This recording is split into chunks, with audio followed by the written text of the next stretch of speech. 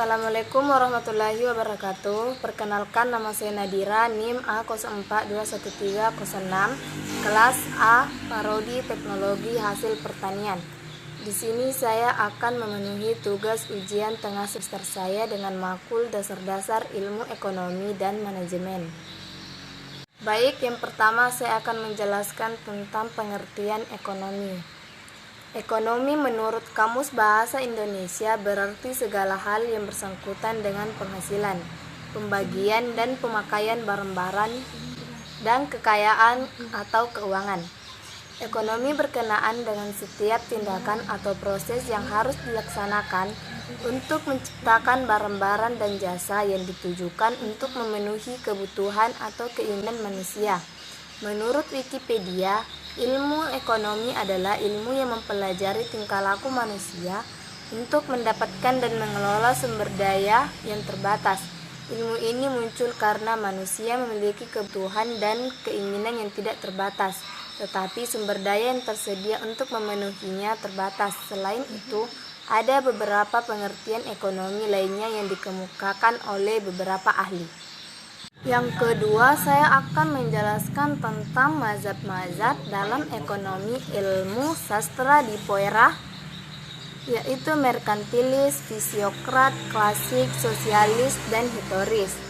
Mazhab merkantilis adalah babak panjang pertanian sederhana dalam sejarah pemikiran ekonomi Eropa dan kebijaksanaan ekonomi nasional yang membentang sekitar tahun 1500 sampai 1800. Adanya penemuan daerah baru yang luas memiliki implikasi bahwa institusi Kilda tidak memadai lagi, bahkan dianggap sebagai penghambat berkembangnya perdagangan antar negara.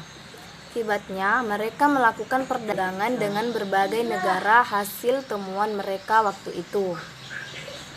Untuk fisiokrat, istilah fisiokrat berasal dari bahasa Yunani dari kata phisia adalah Francois Quesnay 1654 sampai 1774.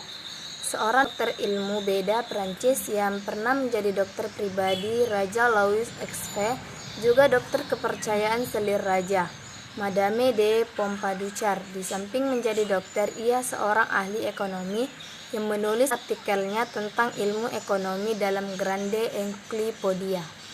Dan yang ketiga, mazhab klasik. Mazhab ini secara umum mengacu pada sekumpulan gagasan ekonomi yang bersumber dari formulasi David Hume.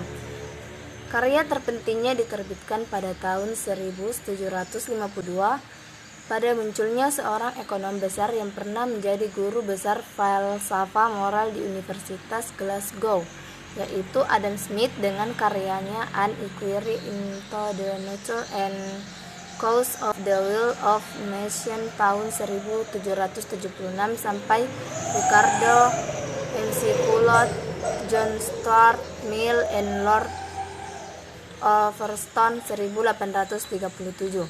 Gagasan kedua tokoh tersebut mendominasi ilmu ekonomi, khususnya yang berkembang di Inggris selama seperempat terakhir abad ke-18 dan 3/4 pertama abad ke-19. Yang keempat, mazhab sosialis. Mazhab ini sistem pemilikan dan pelaksanaan kolektif atas faktor-faktor produksi, khususnya barang-barang modal, biasanya dilakukan oleh pemerintah. Ide-ide sosialis dan gerakan politik mulai berkembang pada awal abad ke-19 di Inggris dan Prancis. Periode antara tahun 1820-an sampai 1850-an ditandai dengan pletoria beragam sistem sosialis yang diusulkan oleh Saint-Simon, Fourier, Owen Blanche, Proudhon, Mary Angels, serta banyak lagi pemikir sosial lainnya. Kebanyakan mazhab ini bersifat utopia dan sebagian besar pendukungnya adalah para filantropis atau cinta kasih sesama umat manusia, kelas menengah yang memiliki komitmen yang memperbaiki kehidupan para pekerja, buruh, serta. Dan yang kelima adalah mazhab historis. Mazhab ini lahir di Jerman tahun 1840-an melalui karya ilmiah yang ditulis oleh Friedrich List 1789 sampai 1864 dalam Nationales System Der politischen Verlässen über die Staatswirtschaft hat Geschichtlicher Method 1843 menyerang mazhab klasik Inggris. Mereka beranggapan bahwa konsep-konsep ekonomi sesungguhnya merupakan produk perkembangan menurut sejarah kehidupan ekonomi yang khusus tumbuh di suatu negara. Oleh karena itu, hukum-hukum ekonomi tidaklah mutlak, tetapi bersifat relatif atau nisbi, berhubungan dengan perkembangan sosial menurut dimensi waktu dan tempat. Dan selanjutnya, konsep-konsep ilmu ekonomi. 1. Skarsitas, 2. Produksi, 3. Konsumsi, 4. Investasi, 5. Pasar, 6. Uang, 7. Letter of Credit atau LC, 8. neraca pembayaran, 9. Bank atau perbankan, 10. Koperasi, 11. Kebutuhan dasar, 12. Kewirausahaan, 13. Perpajakan, 14. Periklanan, 15. Perseroan atau terbatas, 16. Laba, 17. Kurs atau nilai tukar. Faktor produksi. 1. Tanah atau jenis penguasaan, fungsi penggunaan, elevasi, sumber kepemilikan. 2. Modal tetap dan bergerak atau kapital adalah segala jenis barang yang dihasilkan dan dimiliki masyarakat, disebut dengan kekayaan masyarakat atau von Bauer. 3. Tenaga kerja atau keluar dan luar keluarga. 4. Skill atau manajemen atau pengelolaan. P sama dengan F A C L M. Biaya ekonomi. Hasil merupakan terjemahan dari kaya yield, yaitu keluaran output yang diperoleh dari pengelolaan input produksi atau sarana produksi, biasa disebut masukan, dari suatu usaha tani. Sedangkan produksi merupakan terjemahan dari kata production yang merupakan sejumlah hasil dalam satu lokasi dan waktu tertentu. Biaya adalah semua pengorbanan yang digunakan dalam proses produksi dinyatakan dalam bentuk uang menurut harga pasar yang berlaku. Biaya produksi adalah sebagai kompensasi yang diterima oleh para pemilik faktor-faktor produksi atau biaya-biaya yang dikeluarkan oleh petani dalam proses produksi, baik secara tunai maupun tidak tunai. Menurut Karta Sapoetra 1988-52, 1. Biaya variabel atau variable cost, yaitu biaya yang berubah-ubah besar kecilnya tergantung pada skala produksi. Misalnya, biaya untuk upah tenaga kerja dan perawatan. 2. Biaya tetap atau fixed cost, yaitu biaya yang penggunaannya tidak habis dalam suatu masa produksi. Misalnya, sewa lahan dan biaya pembuatan saluran irigasi. Menurut Mubiarto 1972, pendapatan hitung dengan jalan mengurangi penerimaan dengan biaya produksi. Macam-macam biaya produksi yang dikeluarkan meliputi: 1. Biaya eksplisit, yaitu biaya yang secara nyata dikeluarkan oleh petani, misalnya biaya pembelian benih, pengolahan lahan, sarana produksi, dan tenaga kerja.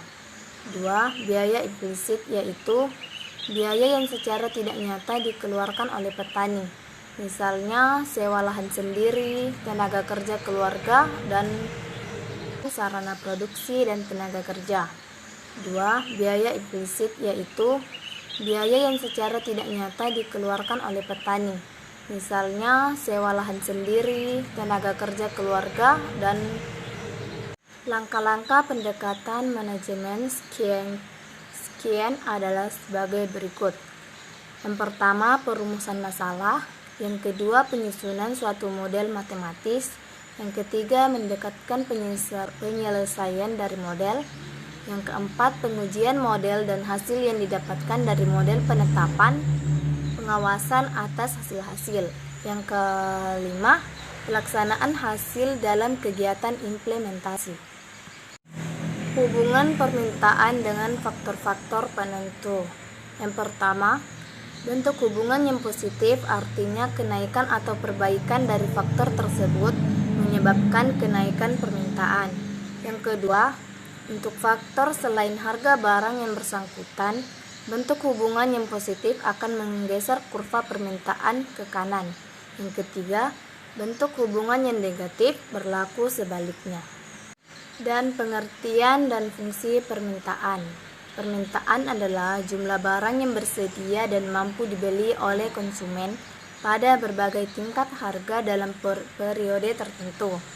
Fungsi permintaan adalah fungsi yang menunjukkan hubungan antara jumlah barang yang diminta atau QD per periode waktu dengan harga barang dengan asumsi ceteris paribus.